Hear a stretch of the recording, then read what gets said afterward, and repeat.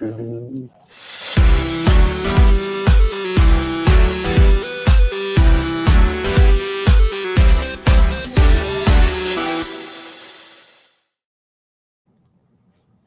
up, dude? What's up? I am double checking to make sure everything's right. Do we lose Linda? She moved. Yeah. Oh, good. Now I got to change everything around again. Sweet, dude. So it is the middle of January. Things are pretty slow around here. So I figured it'd be a good time for us to go over if maybe you're a newer rider. We'll kind of run through some of the more obvious stuff that probably your local bike shop went through with you.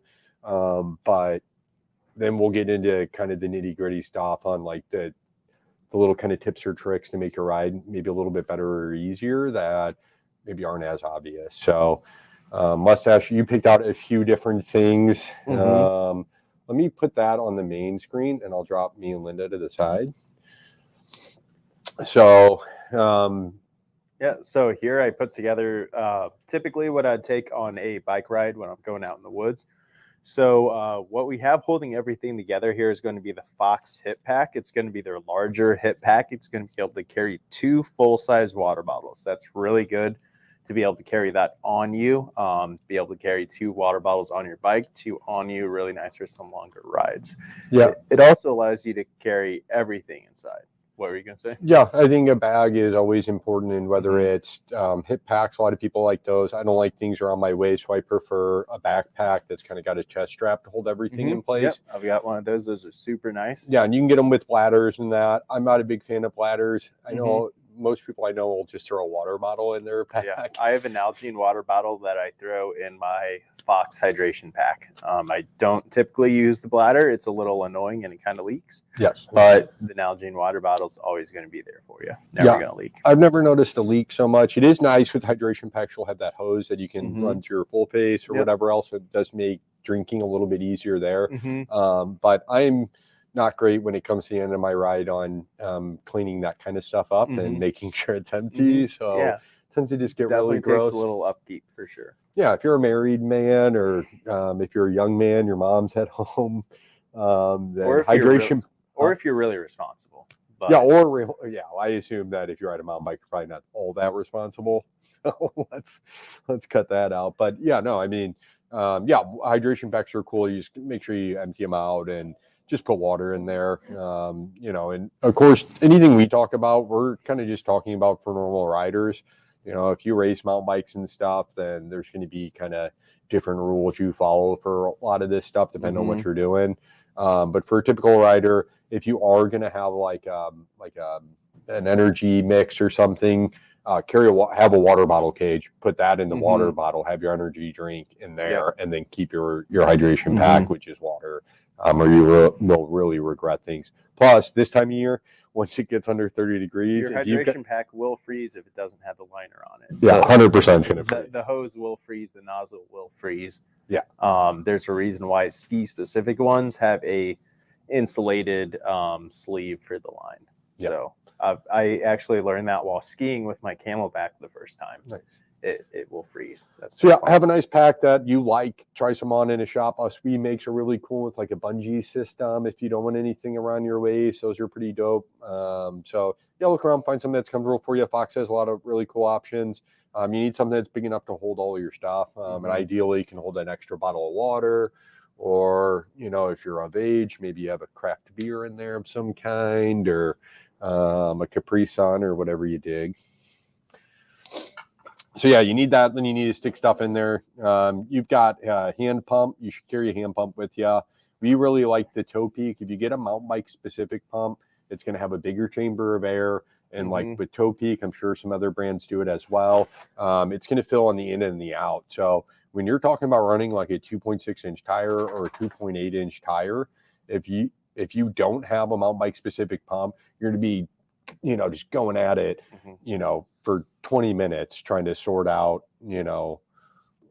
where everything is, or get air in. They advertise that it saves half the time and that it'll save 35% effort.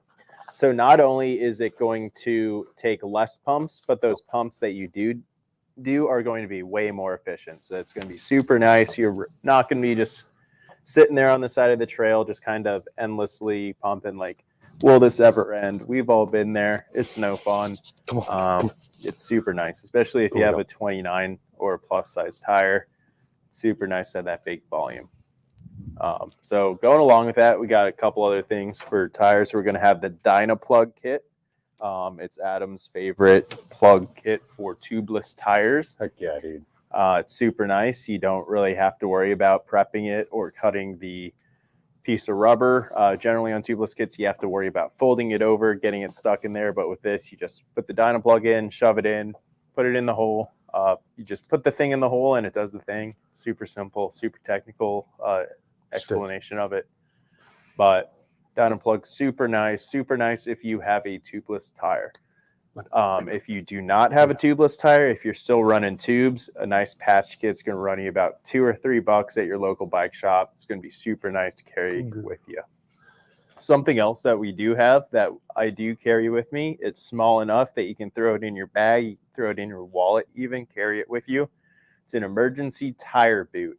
So this is super nice if you have a big old sidewall tear and your tube is going to stick out the side. It's going to allow you to seal that up just enough to be able to get back to your car. Or if you have tubeless with a bigger hole in it, in the sidewall specifically, it's really going to be able to fix that for you. Yeah, if you don't have one of those, you can use the old dollar bill trick. No one talks about that anymore. Yeah, I've used like Cliff Not Bar going to work wrappers. with your tubeless, but if you have tubes. Yeah, I've used Cliff Bar wrappers before. That's worked really well. But definitely having that adhesive on that tire boot is nice. Yep. Yeah, and I think the thing to keep in mind with tire stuff is you want it quick and easy. Most of you are probably running tubeless, so having a plug like a Dynaplug that's going to be super easy to use, really fast to slap in is really helpful. Then you don't have to take your wheel off. And then having a pump that's going to fill that tire up quickly is also going to help, because chances are you're riding with somebody else, so you don't want your buddies waiting on you for too long, or it's really cold like it is now, or super hot. You don't want to be messing around. So get good quality stuff, right? It's a good place to invest. And at most, each one of those items is like a $25 item to have the nicest. And plus, especially for the Dynaplug system, since it is all ready to go, you don't have to fiddle with anything. So let's say you had a Dynaplug kit in your hip pack that you could reach within 30 seconds pretty easily once you start hearing your tire hiss on the trail. So your tire's going to lose not a whole lot of air, so it'll be pretty easy to pump up. But if you have to go digging in your pack, get the tool all set up, and then put in that plug, you're probably going to lose a little more air in that tire. So if you have a slow leak, it's super nice to just be able to have that Dynaplug ready to go. Don't have to mess with it at all. Don't have to get it set up. It's just a super nice, super simple way. Like, I know people that they've heard their tire starting to go flat, put a plug in it, and they're able to stop it before it goes all the way flat. Super nice if you're on the trail. Yeah, and then, in case, you've got tire levers in there, show those tire levers up real close. Whether it's Muck Off or Pedro's has really nice levers. What you're looking for a mountain bike is those really fat levers. If you get the little skinny ones or any other weirdness that doesn't have that, a lot of companies use that specific design or very similar to it. It's these kind of fat, chunky guys. Those are going to work best on tires with pretty stiff sidewalls and big meaty tires and that. Disclaimer, you're not supposed to use tire levers on tubeless rims at all. Yeah, it will. It's very easy to mess up the tubeless tape just by digging too far, and it'll also stretch out the bead on the tire a little bit. Just a lot of little different things that you don't want to. Yeah, manufacturers say do not do it. That being said, everyone does it. So get yourself a nice tire levers. And then also keep in mind, maybe go look up a YouTube video on how to properly put a tubeless tire on, because I see it all the time. People now, especially with whether you're working with double downs or something with a really stiff sidewall, they have a lot of issue trying to get that tire on the bead and set it. The first one's easy, but getting that second one on. So just key point, and it's probably basic stuff for some folks, but if you have the valve stem, you put the valve stem against your belly button, and then you start putting the tire on away from you and start working the tire on towards the valve stem. When you get to that last little section that's just like that straight, super tight line, and you were in there, someone was in there with metal tire levers trying to jam it on, and they're destroying everything. Don't do that. There's a lot easier way. You just, once you've got it to that point and it's staying, go back out to the far side, push that bead into the middle of the rim and start pushing it towards the middle and pulling at the same time in towards your stomach. And you'll do that and it'll come a little bit more on. Normally that's plenty enough. If it doesn't work the first time, do it one more time. Get back up there, push that bead into the center and pull it all the way towards you. If you don't have the valve stems toward you, it's going to keep the bead from getting all the way to the middle. You won't get that extra bit of room. You'll never get it on. So make sure you're working towards the valve stem. And if you do that twice, I've never not been able to get a tire on that way. Even really tight road bike tires. I love when customers call on the phone. They're like, oh, I'm trying to get this tire on. I can't get it on. I've tried everything. You know, do you think you can help me? And you're like, yeah, bring it in. They're like, are you sure? Are you sure you can do it? It's like, yeah. And then they're like, I've been doing this for, I've been trying to do it. I've done 1,000 tires, blah, blah, blah. But that's the little trick we use, and it works every damn time. The only exception would be once you start getting into cush core and that, then you need to make sure you have the cush core lever. I would even carry that in my pack if I rode cush core. I don't ride cush core, but you know, I know a lot of folks do, and watch some videos on that and practice it at home because that's not going to be fun to change on the trail either. Moving past tires, Multi-Tools, Crank Brothers has really nice tools. I like them more than anything because you can disassemble their tool. You can put your own tools in there. They have a 5-year warranty. They have everything you need, and you can go all the way up in levels, all the way down from like the M5, which is like $12, which is kind of your basic 2 through 5, and maybe like a T25 on it. Or you can go all the way up to like the 20 series, and they're going to start having chain brake tools on there. And then they've got a really smooth style one that's got a nice case. But yeah, those are really nice. But then also keep in mind, if you're running a modern drivetrain, you're going to need master link pliers of some sort. Look-Tooth's got a really cool master link plier that actually holds a couple master links in it as well. So if you are running a 1x drivetrain, having some master link pliers important. It's still important to have a chain tool because if you do break your chain, you're going to need to get the outer that probably busted. Your chain's always going to split. Or if you go to set up your bike single speed, when you just shear your derailleur off, it's always nice to be able to shorten that chain. Yep. So have both. Have master link pliers, and that you don't want to be stuck out there without master link pliers. If for some reason you do, you can always use like a shift cable or something. And then if somebody's got pliers or some sort of plier thing, possibly you could open up like a master link that way if need be. But just have master link pliers, multi-tool, pump, extra tube. I think it's a good idea if you can. If you're carrying a pack and you got room in there, you can carry a tube. You know, if you get a bad enough tear, it's not always easy to. I like to carry a tubeless patch kit and a tube. Nice. Just so I never get stranded out in the woods. It's a little extra weight, little extra space, but knowing that you're never going to have to walk your bike back, that's priceless. So for sure. Get you a pack, something to put all this crap in. Get you a multi-tool, pump, tube, some sort of fix kit, whatever that may be. And then it's a good idea if you go into your bike shop, they're going to have little snacks there. One of the more popular ones is those Cliff Blocks. Mustache just started pulling those out. I like peanut M&Ms. That's one of my quick favorite things to grab at the gas station on my way to go ride. I'll typically have a Red Bull and peanut M&Ms. Sugar is really good for riding. Really raises those glucose levels and replenishes those glycogen stores when you're riding.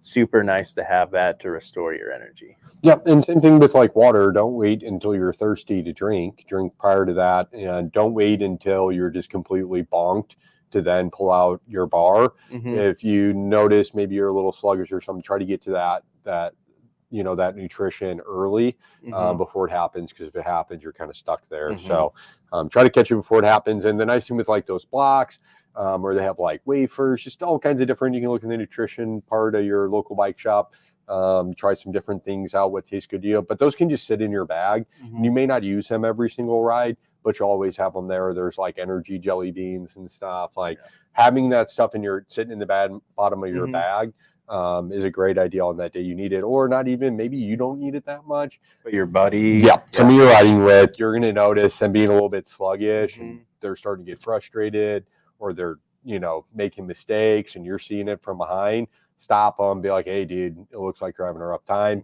Let me grab you a snack. And you can really change. I mean, it's going to make your ride better, So, That way you're not having to repair his flat tire because he's not paying attention because he's starving or his body's if not you've reacting. gone on a long ride with somebody's, you definitely know what it feels like when someone's getting tired, can't keep up. You definitely want to try and keep that in check. It's just good fun for the whole group to keep that in check. Yeah, and as a mountain bike instructor, that's also one thing that, you know, any Mhm. mountain bike coach or anything's going to have typically, or their, you know, Mhm. kind of suggested items to have as a mountain bike guide is some sort of nutrition like that for that very reason. Not so much for yourself, but for other riders in your group. So really cool to have that. And same thing with all the other tools. You know, obviously you're going to use these tools because you're mountain biking, so you're going to get a flat, you're going to break something, you're going to need to tighten something up. But it's also good to have these tools because not everybody watched this video and realize the importance of having all this stuff. So you'll be there to kind of help just a random stranger out. And that feels really cool. That's a fun thing to do on the trail. To kind of get to teach somebody or show somebody like, oh, I know how to fix that. Yeah, you know? Getting to be the guide in the situation. Yeah, and people are super stoked, and it makes them have a big smile on the face for the rest of the ride. And when they get home, they're like, yeah, dude, I was stranded, and this guy came up, and blah, blah, blah. It was so neat to watch him. I've been there before. I've needed air. I've needed a tube. I've needed multi-tool. I've needed just about everything you can need on a trail, and I've seen people that have needed that. Once I learned my lesson, once I had that stuff, I've seen people that needed that stuff and was able to pass it on. It's just once you get into it, you'll start carrying that stuff. You'll start. And if you can't afford all this stuff right now, there will be other people that come by on the trail who did invest in these items. And they're happy to help you. Try to make sure you at least have a tube. A, they're probably not going to have your size, and B, that's something that's going to cost somebody $10 to give you. So have that on you, even if you don't have the rest of them on you. And again, these are all kind of $20 to $30 items. Worst case scenario, some of them you can get by a little bit cheaper. So, you know, you really need to have all these things be on the trail.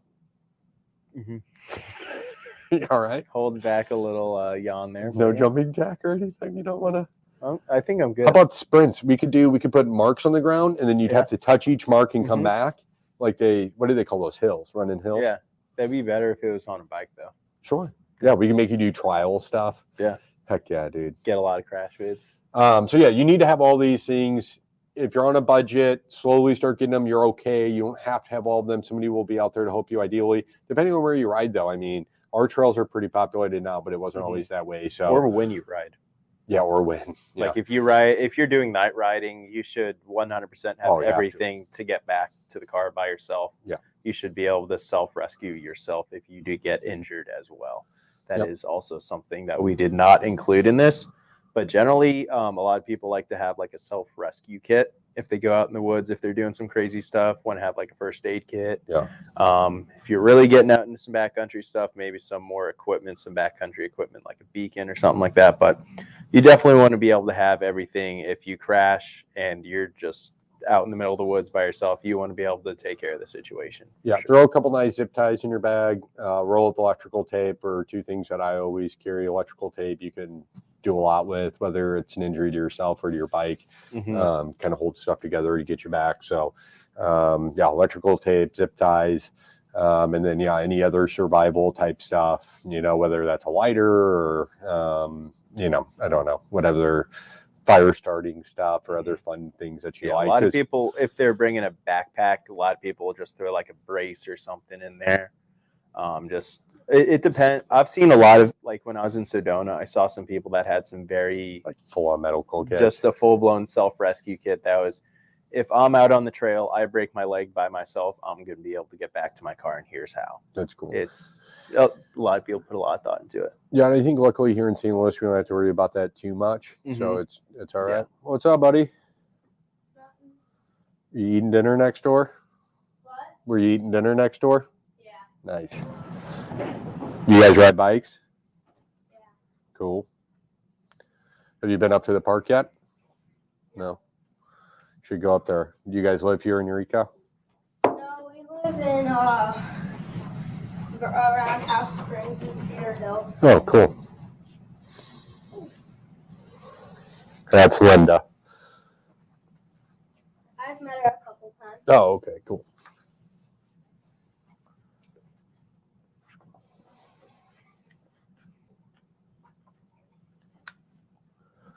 Yeah, it'd be one thing if you're like riding Shepherd by yourself versus riding Fluffy by yourself. Yeah, I don't. Yeah, I think to carry like a full-on medical kit's kind of difficult. That's Mhm. a lot of stuff. So unless you are like a guide or Mhm. an instructor or a lead of some kind, then Mhm. maybe you don't need to carry all that stuff. But yeah, that's why I think electrical tape's good because you can Mhm. kind of seal wounds that way. Mhm. At Yeah. least get you back. And here in St. Louis, we're never that far away from a road. It seems, and typically all of our parks have cell phone coverage. Mhm. Yeah. So that's nice as well. I just realized my light wasn't on. Like in Sedona, like people will carry like a flare with them, like if you need to get picked up. Yeah, which we don't have to get that wild out around here. We're pretty good without all that. So yeah, I think that's all. Is there anything else on bike that you think's important? So those are some things that we covered to bring out physically, but also kind of mentally, like in your head. You just got to make sure that you're not doing anything that you're not comfortable doing. Obviously, you want to push your limits, but you don't want to hurt yourself, especially when you're by yourself. Just kind of be smart. Yeah, even I think Coach Mike from Wheels Up Enduro mentioned, and when he sat down with us, is you're an idiot if you go 100% when you're out there on your own. Yeah. So, if you are going to be pushing your limits, you need to have somebody with you. If you don't have somebody with you, don't push your limits. Only do what you're comfortable with. And, that can change day to day. You may roll up on something and have a bad feeling. Stop and don't ride it. Also, if you're tired. I mean, I've had days where I've been hitting the same feature super great, just bossing over the feature, throwing some style over it. And then some days I know that I do not have the energy to cleanly do this feature. I know that I don't have what it takes. And just being able to know that you can't do everything every time. Yeah, don't force it. I just seen on like YouTube Shorts or something, a video came across of a young man. See you guys.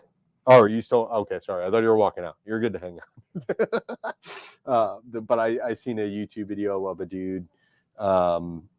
He had a couple of videos up. All of them were like 30, 40 view videos. Younger guy, and he was on a tabletop, and it didn't look like. I mean, they were all big jumps that these guys were hitting, and they were very good riders.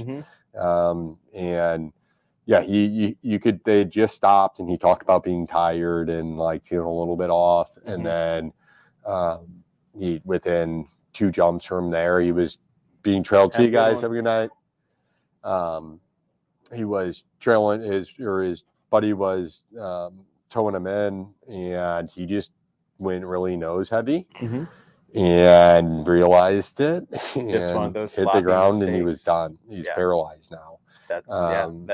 It's one of those things that in a split of a second, like you can hit a jump 1,000 times, then that 1,001 time you're just a little tired, you're not 100% on it. They can really take you out. And if I came up on that jump immediately, would be like, oh, I'm out. Whereas for him, I mean, from the stuff he was hitting leading up to that, and you could tell he was definitely confident and knew what he was doing. But yeah, things just happened. Now, whether I didn't kind of dive much deeper into that to see whether like if they've talked to him since, and if he was like, this or this happened and this caused me to. I think earlier in their video, he mentioned something about going nose heavy. One of the jumps sent him kind of nose heavy. Yeah. So he may not have had proper suspension set up. And or he may have been thinking that the jump was a different radius, because a lot of times that's something that's easy to happen. If you think a jump's a lot steeper or more mellow than it is, you're going to stomp and pull up on the handlebars a different amount based on the different radius of the jump. Super simple to get that switched up, especially if there's different radiuses on the same line. That really gets funny. Yeah. Linda, girl, go lay down. No, go lay down over there. Are we really off today? I don't feel like go lay down. None of us are. We're all out of sorts a little bit, I think, today. No. Linda, lay down. I would say lay down. Sorry, I'm out of it today, but I don't think there's been a day in the past 5 years that I've been like in it. But I don't know. Linda, just barely off camera. Go lay down. Not that it matters. I don't know why I care. Oh, there she is. All chest. That's fine. That's a good view for her. So yeah, what about like, so that's all stuff you should carry on you. You should definitely carry a good mindset in, especially if you're riding by yourself. Be careful. Don't push your limits when you're by yourself. That's a time for you to practice technique, and really kind of focus on maybe body positioning and how you're going into things. Just finding that flow, kind of getting in that trance state, just kind of, oh, I can do this without even thinking about it, just kind of getting that repetitive motion, those muscle memories down. It's not about, oh, I'm going to go out and hit this new feature by myself. Yeah. I'm going to get this feature that I'm comfortable, I'm going to get it on lock. Yep, because stuff happens out of nowhere. It sucks. So don't put yourself in that position. So what do you think are some things? All right, so if you're a new rider, we sorted out, we spent a lot of time on talking about that. I don't like that stuff doesn't excite me. Things that excite me are maybe the little things you could do to your bike to make it better if you're a newer rider. Like some touch points. Yeah, so like people who bought like a sub $1,000 bike or a sub $1,500 bike, there's going to be certain things that you need to do to that bike that are going to change the game as far as how that bike performs and what you think your bike. The first one, I think we're always a big fan of tires. So, you know, Maxxis tires are, it's a huge upgrade no matter what it comes with. Maxxis tires. Just slapping those on there, either when they're brand new, even when your bike's brand new. But I totally understand not wanting to replace a perfectly good set of tires. So I don't understand that at all. Yeah, you can absolutely not change your tires immediately. Yeah, you can just as wait soon as till you they can afford wear to out. do so. Don't let the other ones wear out. Have those as backups that you'll never use, or give them away to somebody. I or have just mine. throw them immediately in the dumpster. Mine are listed on Facebook Marketplace. Yeah, so I'm trying get rid to of them. sell them for $50 a set of tires. Get rid of them. If you can afford tires, do that. That's the best upgrade you can make for your bike. It is going to hold on in turns better. It's going to climb better. It's going to feel so good in your bike. Your $800 bike is going to feel twice as good as it was just because you put new rubber on. Not to mention, if you are doing some more rowdy riding and you get a thicker sidewall, you're going to be able to dial that in. So you can get not only the tread pattern, but also the sidewall thickness for your style of riding really dialed in. Yeah. Like you can get a super fast rolling tire with a thin sidewall or a slow grippy tire with a thick sidewall. It all depends on what you're riding. And it'll drastically change how that bike feels. Yeah. Yeah. And that's, I mean, because it doesn't matter, you know, how nice your bike is or isn't. If you've got cheap tires on or you don't have the best tires on there, your ride's not going to last very long anyhow. That's literally the most susceptible thing. So that whole argument, because we get customers who do that a lot with like the full suspension bikes, like the entry-level full suspension. It's mainly because they're already pushing the budget to get onto a full suspension. So I completely get not wanting to spend more money, but that's an okay excuse. It's just like I've already spent too much money on my bike. I'm cool with that excuse. But to say like I want to wear these out, you're killing your experience. So you might as well not spend $1,800. You should have bought a $1,500 bike and then bought $200 for tires. I know it's not quite that easy, but just to say that like as soon as you can upgrade your tires to Maxxis tires, you're going to be best off. And I don't work for Maxxis. I can order any tire for the shop that we want. We always say Maxxis tires just because they have a proven track record of being the most reliable tires out there are different tires that we could be getting for cheaper through our companies that we deal with, but we are choosing to pay a little more for Maxxis tires just due to the performance. Our margins are not as good on them as they could be for other brands, but we chose them for performance, and they're just having that confidence on the bike, knowing that when you lean your bike into the turn, it's going to grip, that it's not going to slide out. That's priceless. You cannot and there's other tire companies out there. I mean, you could buy a set of Continentals or a set of Schwalbe's or a set of Michelin's maybe. Trying to think of some I've heard other good things about their new downhill tires in the mud. You could get some what's Q's brand, that Terrabail. You could do all those, and those are probably all great tires that perform in different ways better than others or this or that. The reason we say Maxxis is because it can give you the overall best performance and consistency, and that's proven. And usually, especially when setting up tubeless, Maxxis tires are super simple to set up tubeless. They're going to pop super easily. Some brands will have some issues getting it to seat all the way around, but in my experience, most of the time with the Maxxis tire, you can even get it to seat with a floor pump if you have a nice high quality floor pump. So that's super sweet. Yeah, the 38s on my truck are Mhm. Maxxis tires. Yeah. That's how much I like Maxxis Mhm. tires, and they were way more than mountain bike tires. Mhm. Yeah. But yeah, no, I love Maxxis. I think they do a great job, and I don't work for Maxxis, so Not sponsored, just big fans. No, definitely not sponsored by Maxxis. I did call them, I'm like, hey, like, I was looking for tires for my truck. I was like, I recommend, your product. That's all we care. I have a whole wall of Maxxis tires in my shop. I love the Maxxis tires. I want to get, I want to try your tires for my truck. Yeah. I was like, can you guys, any way you can hook it up or something? You got a pro deal, an industry deal? No industry deal? No, dude. Oh, man. No, dude. They were like $850 a piece.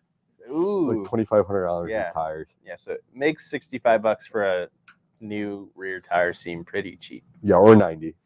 Or 90 if Most you get a people nice one. are gonna be running 2.6s, so they're gonna be $90.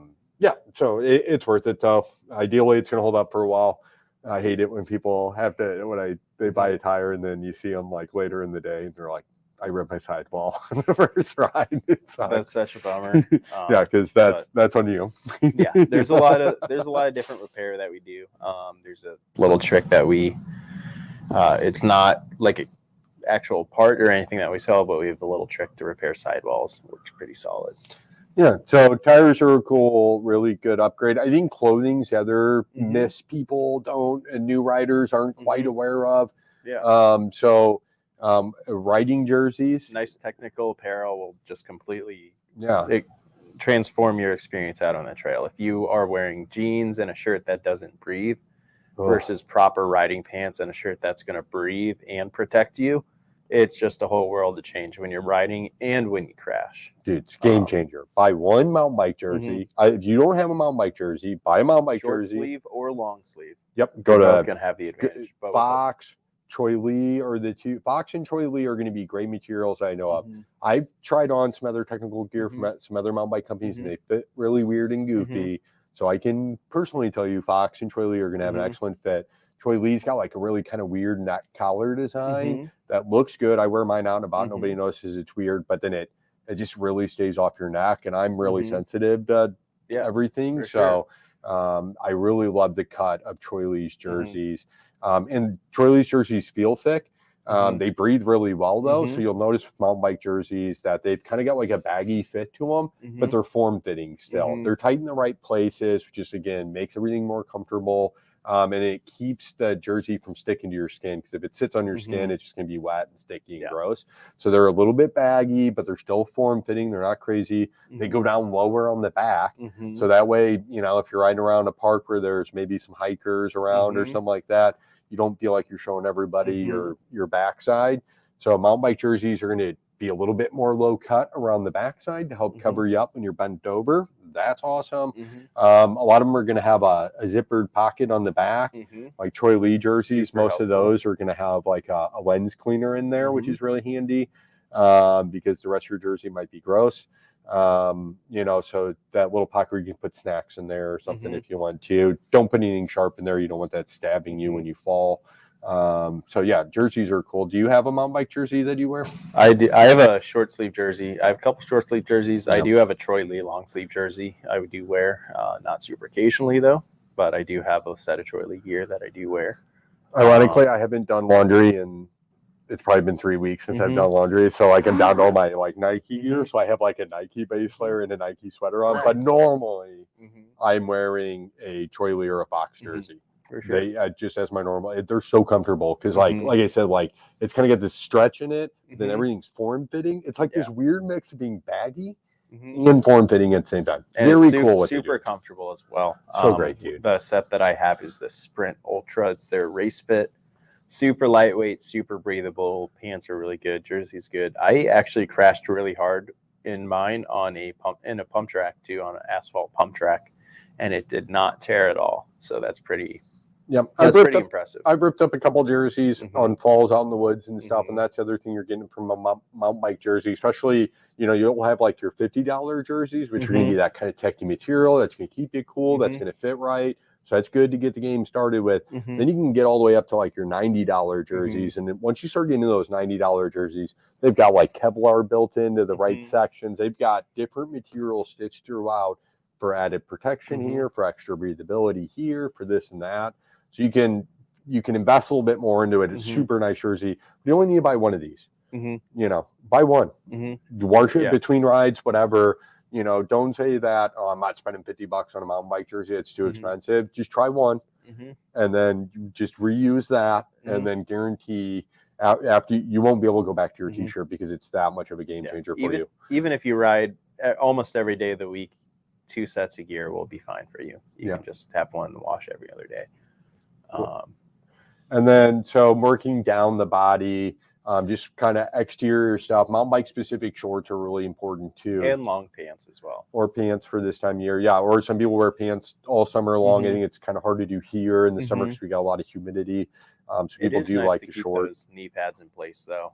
Keep knee pads in place, keep some of the dirt and spray off your legs. Sure. Yeah, especially if you're a rowdier rider. Yeah, definitely. I think if maybe I had more of a riding style like you, I would probably wear pants all summer long, no matter how hot I got. Just because you are kind of putting yourself in a situation to hit the dirt a lot more.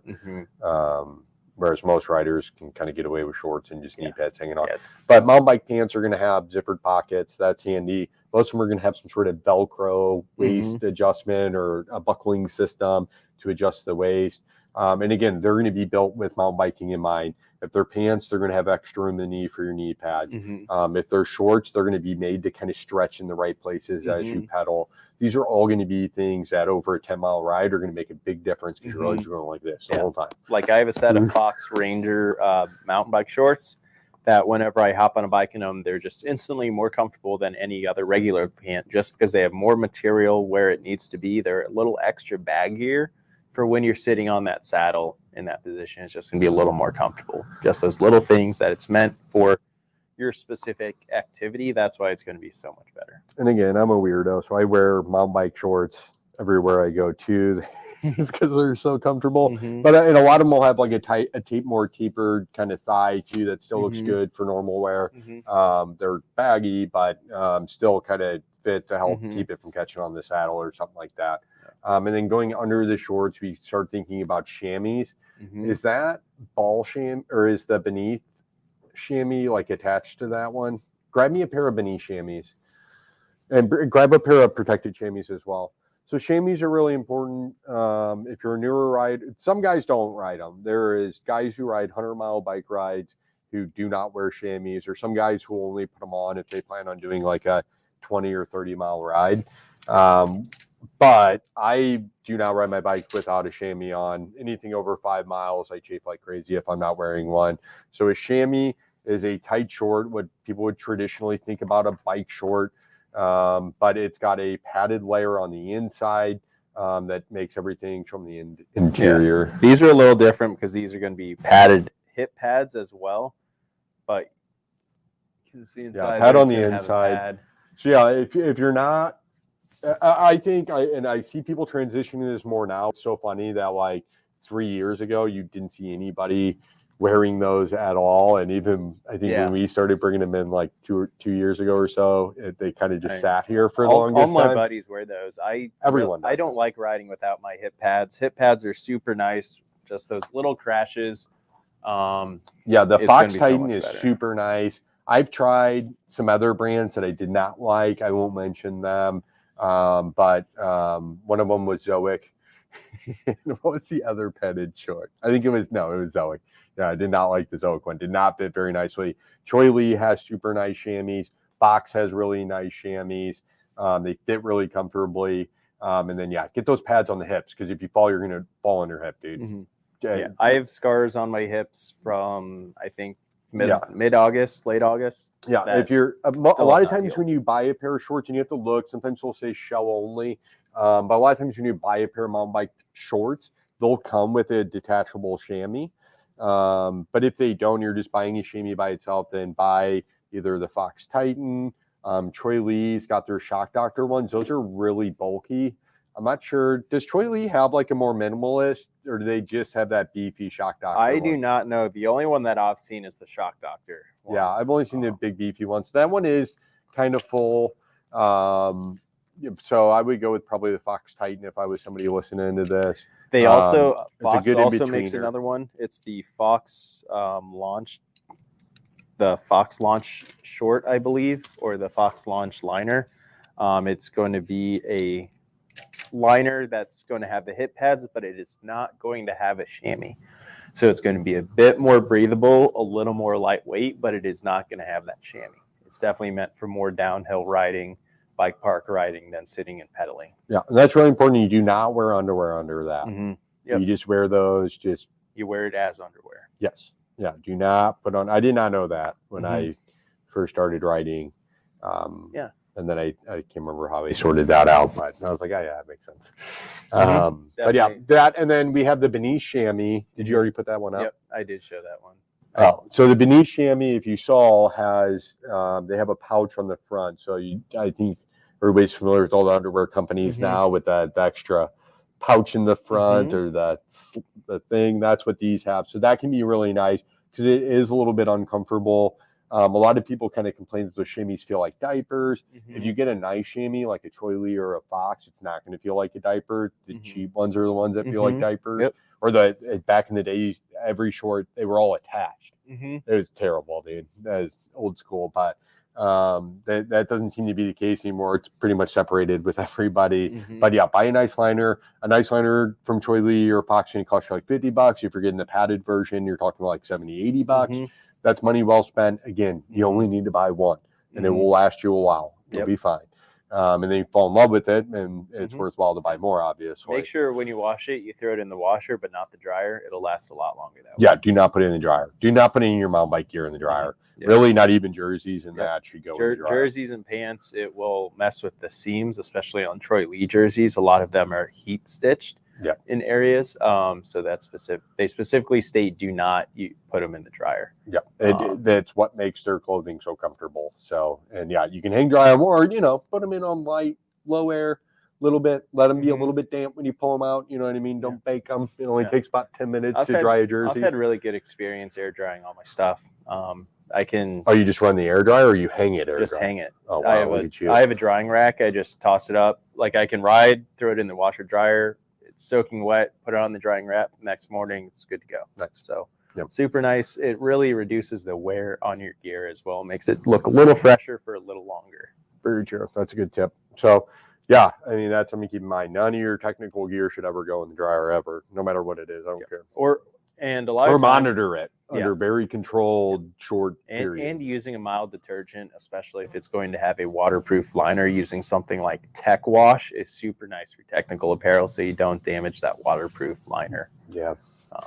And then kind of working farther down from that, tall socks. I hate tall socks because I'm 35 years old and no one wore tall socks when I was growing up. Now everybody wears tall socks. Maybe I don't need to mention this to kids now. They're already got the tall sock. Socks are way.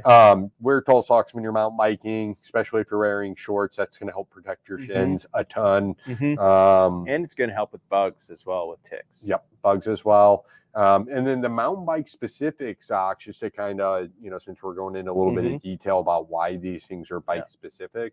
Mountain bike specific socks, like Fox has their socks. Troy Lee ones aren't actually. They just are kind of a sock with Troy Lee's name on it. So, but if you buy from a company like Fox, it's going to have like a true tech apparel and thought into that. The kind of the heel and the toe are extra padded to make things nicer for you to help take some impact. But they're going to be really thick on the sock that comes up. So that's going to offer you more protection. So even if you take a really hard pedal strike or you come off the bike and hit something, it might hit and still hurt and leave a bruise, but it's not going to break the skin. And that's what we want to avoid when we're out there. We don't want to have open wounds that dirt can get in, that's bleeding all over the place, destroying our shoes or our gear. If we can keep that from opening, that way you don't have to go to the hospital and get some nasty thing, whatever, you just got bruised.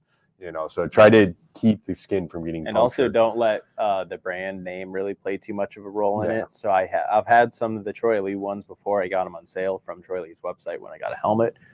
They were just a traditional sock. Yeah, It was regular nothing sock. special. Yeah. However, I do have a set of Wick socks. I'm actually wearing them right now. It's not a brand anyone's ever heard of. You're not really going to want to show off the logo, but they are super comfortable and super good for performance-wise. It's going to be a super thin and tight moisture wicking base around your foot. Then when it goes up the ankle more, it is going to get thicker. So it's going to be super thin feel inside your shoe, but once it goes up, it's going to offer a little more protection. Absolutely. Super comfortable. Yeah. Really good. Even in the colder weather, it really just gets all that moisture out of there. Yeah, and your local bike shop probably has those. Mhm. And Yeah. if they don't, it is something that's readily available through the main or the parts vendor Mhm. that every bike shop uses. And So I got if you my are Wick interested in socks, them, like, don't years just ago. go on Instagram. Don't go on Instagram and buy socks. Yeah. Don't just go on Amazon and buy socks.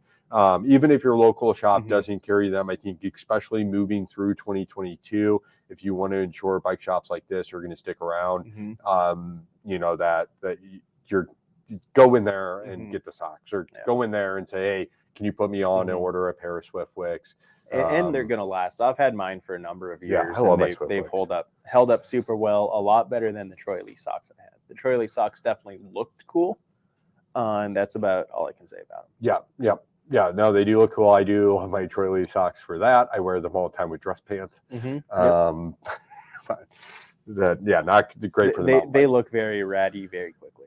Yeah, and then I don't think they ever sold those as like a mountain bike sock. I think they just sold them as socks. It was just a casual, Yeah, not a technical apparel line. Right. Yeah. So technical socks are good, and then that shouldn't be slept on. And then the biggest thing is a nice pair of mountain bike specific shoes. Again, I'm so sick of people telling me that Vans were. I see it because I hang Christmas lights. So we go on roofs, and there's a specialty shoe called a Cougar Paw. Yeah. It's got a foam pad that velcros on the bottom. You stick to roofs. And people go in the forums all the time. And they're like, what's the best shoe to wear on a roof? I feel like I think it's one of those things people are just trolling now by asking that question. Yeah. So everybody should know the answer. Cougar Paws. But there will be people in there who will answer Vans. The Vans. And they're, I've been going on roofs for 20 years, and they show a picture of their Vans with a bunch of holes in them. Some old BMXers that are the same way. Exactly. It's the same thing. It's what works. What works. So I have multiple sets of Vans, and I used to ride in my Vans for a number of years. And then I realized that the technology is just there on mountain bike shoes, and it's not there on Vans. So when I ride a set of mountain bike pedals with Vans, not only is the sole not going to be supportive, so the pedals here, my foot's going to kind of concave over. It's going to flex a little bit over it. It's not going to be very comfortable, and it's also not going to grip. So a mountain bike shoe is going to have super stiff sole, give you support and optimal power transfer to the pedals. It's also going to have a super soft rubber on the bottom that's meant to absorb metal spikes. Vans are meant for skateboarding. It's meant to take a lot of beating, like dragging your foot on the ground. It's going to be a very hard rubber. It's not going to be meant to absorb these metal spikes. So a mountain bike shoe that absorbs those metal spikes is going to be super helpful. And then also on the toe, like on top of the shoe, when you go to put your foot down in a rock section, you're going to be able to have that support, that coverage, that you're not just going to break your toe or twist something. Super nice. You lost Linda. Yeah, she walked out a little while ago. Linda girl, come here. Not exactly sure where she went. She's doing her own thing. and I think that's an important distinction. We're not talking about guys riding BMX bikes or doing BMX tricks or jumping, because that's a whole different kind of thought process to what they're looking for in their footwear. If you're mountain biking, you have to have a mountain bike specific shoe. It's a matter of safety that you do so. If you're wearing a set of Vans, it's going to have a little bit more of a flexible sole, or it's going to be soft on the top. Like my DCs, I guess I've got some DC boots that have like toe protection. Typically skate shoes aren't going to have toe protection. So if you're wearing those out there, your foot's going to get caught between a root and your pedal, and you break your freaking toe. So get a set of mountain bike shoes. I don't care what you think about Vans or how long you've been riding them. It's a safe. Get yourself 510s are going to be the best. Ride Concepts. I'm a big fan of the Ride Concepts. I use those. They do have a knockoff of a Van. It's called Not Well, there's exactly the Free sure. Rider from 510. What's and the ride concept? The Vice. The They're Vice, going to yeah. make it in the Vice and the $100. Vice Mid. It's going to be super sweet, based on a van. It's going to have a similar pattern on the bottom, but a totally different type of rubber. It's going to be meant for BMX and slopestyle kind of free riding. So it is going to give a little bit different of a feel than the mountain bike specific ones. But for whatever your riding style, they're going to have something for you. It's going to be super nice. Yeah, and and here's a breakdown on shoes. 510 is the stickiest, best mountain bike shoe you can get. Again, there's no argument to be had there with anything. People always get mad when you talk about absolutes, but there is absolutes, and 510 is absolutely going to be the best flat pedal shoe out there. Like, there's just nothing's better. Ride Concepts comes close. The Shimano shoe comes close. The Bontrager shoe is completely blown out of the water by any other shoe. Do not buy the Bontrager flat pedal shoe. At least I haven't tried one in a year and a half, but they were so far off the mark back then that I don't. The rubber just didn't. I took a look at that set that you had sitting over there. The rubber just not.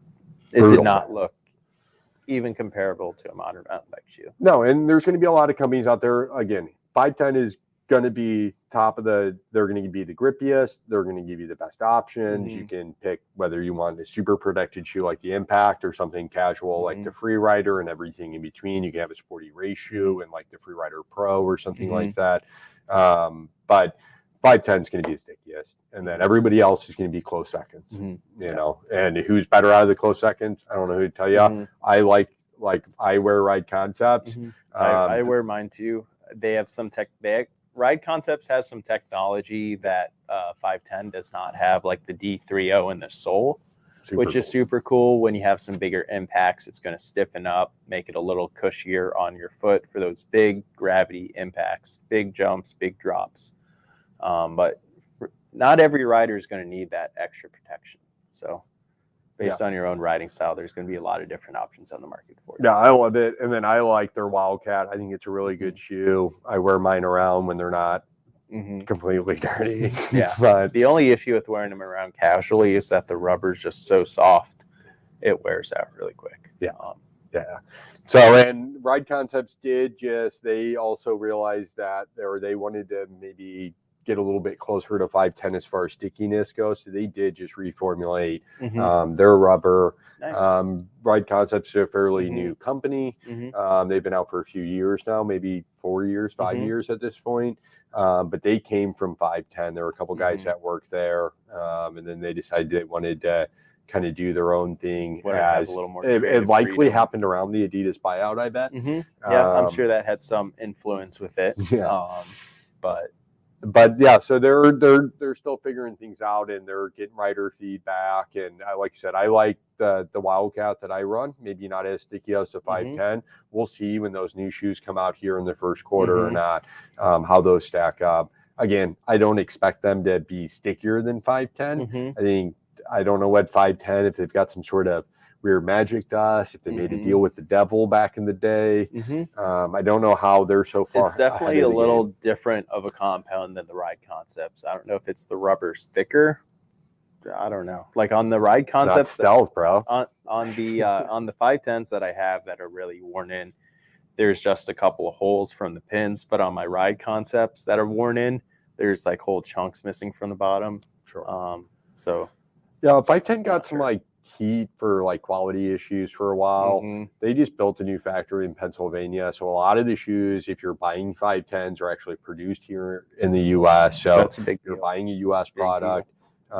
They just built that factory like 2 years ago. But I think overall, there's going to be bad stitches in the bunch always in any mass production. I've always had great luck with my 510s. I think they hold up fine. If they don't, you can always reach out to 510. They're a great company. As long as you can get a hold of somebody.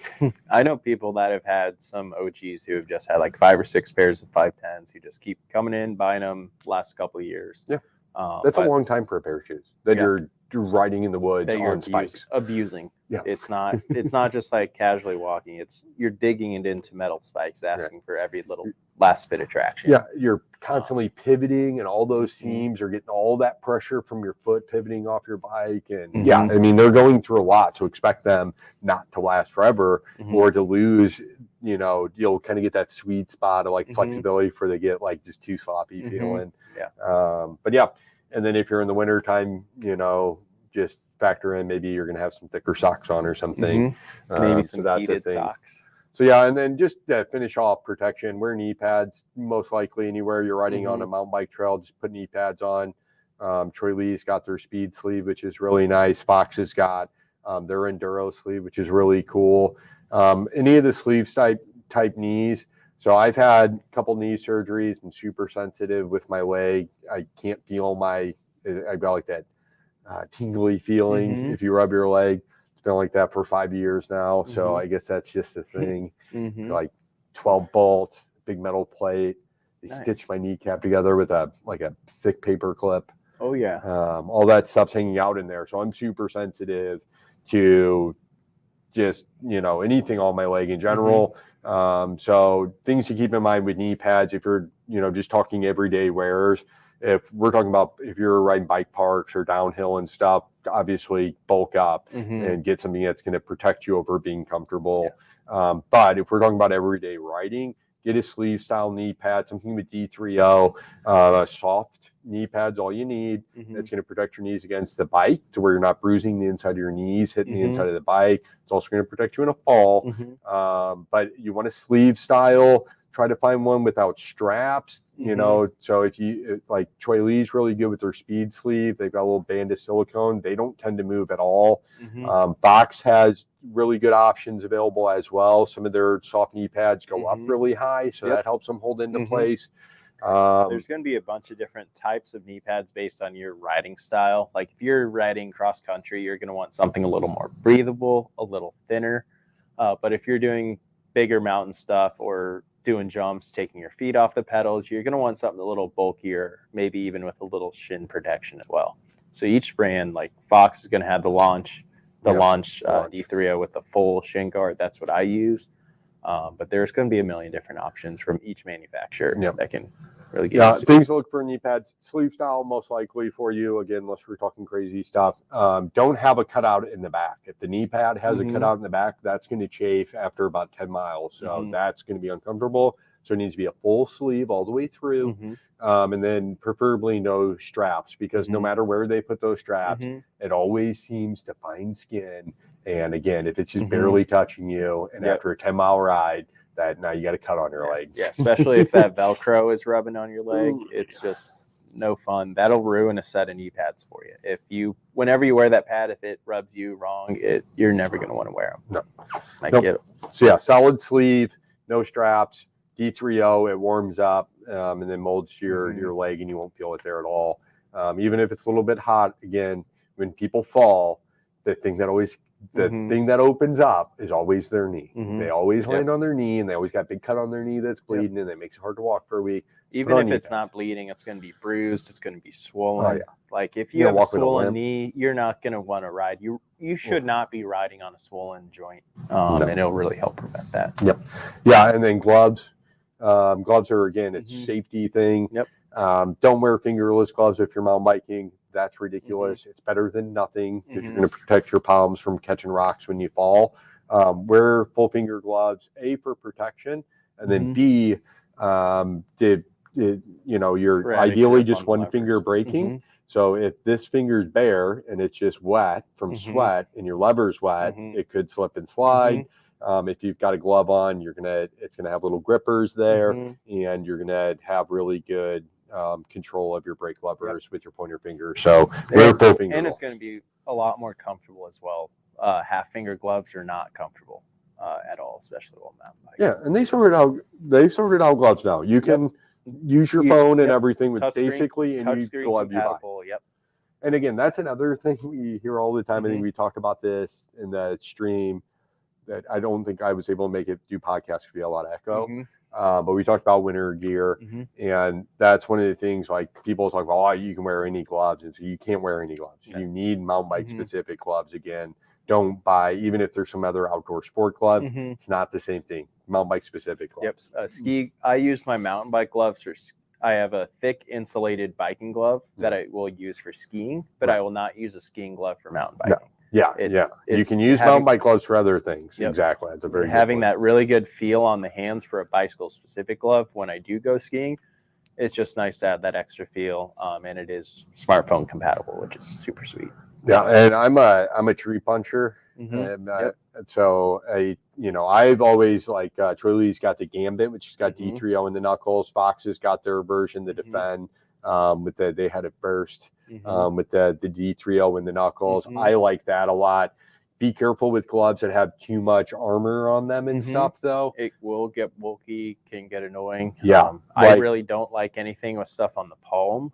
No. So I actually have a rock in my palm from when I crashed, and I didn't have any palm protection. And still, with that, I'm never going to have anything on my palm. It's not sure you're sacrificing a little bit of protection, not having anything on your palm, not any additional padding, but that comfort there is just. Yeah. Having that there, it really interferes with the grip feel. And it's been explained to me from people who seem to know about the body, Mhm. or at least pretended to, that they say that actually having the gel pads, Mhm. like a lot of people want gel gloves and stuff, and Mhm. we do sell those. It's great Yeah. for casual riding. As far as mountain biking goes, those pads are not in actually the right places to where Mhm. it kind of feels physically more comfortable, but it's Mhm. applying more pressure to parts of your hand that you don't want it to. Mhm. So you're Yeah. creating additional pressure Mhm. points and additional That problems makes a lot of where sense. they don't need to be. If you're having hand Mhm. discomfort, getting gel gloves is only going to kind of like multiply out the issue, or Mhm. like transduce the Mhm. problem through the gel. Yeah. Whereas maybe wearing a normal pad and then getting a grip that's more suitable Mhm.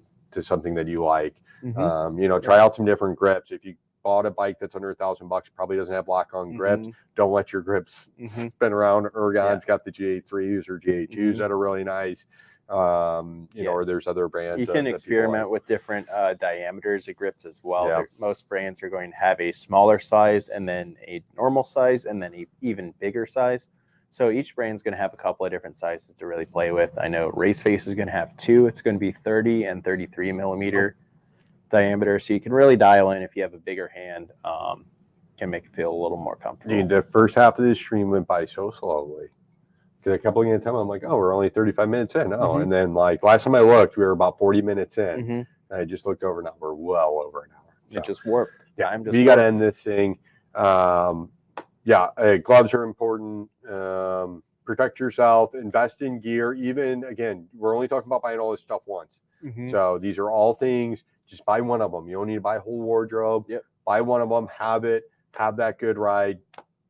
Do laundry the day out. It's not a big deal to do laundry on these things. Again, you could even just, if you wanted to rinse your jersey out in the Mhm. sink and soak it and let it dry, that's fine too. Yep. That seems more of a pain, lot of the time but- when this past weekend at Shepherd on Friday, it was the one day that they had shuttles going. It was super sloppy, super muddy. Some people's bikes were stopping shifting down the run. It was so muddy they would have to spray it out with water before they got on the shuttle. So it was super sloppy. So I obviously didn't want to just throw my gear right in the washer. That'd be a little gross. So I just hosed it off out back, threw it on the ground, hosed it off, got most of the dirt off of it. And then it did wore it its again job. today to work. All right, cool, man. Well, yeah, that was our best ideas on stuff for maybe new riders. And it's funny because it normally takes us about an hour after somebody's like, I want that bike. It Mhm. normally takes about an hour with them to really walk them through. Mhm. And we kind of walk them through everything we just Mhm. walked through. I think those Yep. are all key things. We always talk about tires with people, Mhm. and then little things like shortening up your stem, riser bars, all these other kind of upgrades can be done. But those are the kind of main points we try to get across to people just so they're armed with that knowledge. Mhm. Because, it can, I think for some people, it can seem hard to spend $50 on a jersey Mhm. when they already have shirts. Mhm. And we're here to tell you, just give it a try. Yeah. Just start with one. Just go. Come on by, we'll give you a t-shirt now. Yeah, We will- once you start wearing technical apparel, you'll want to start wearing it every day, like Adam does. It's just so comfortable. Once you start wearing it and finding out what it's about, it's going to be hard to go back. Bobby Hill. Where's my purse? Special shout out to Francois. Yeah, old Francis. All right, I'm ending it there. We lost Linda. Uh-oh.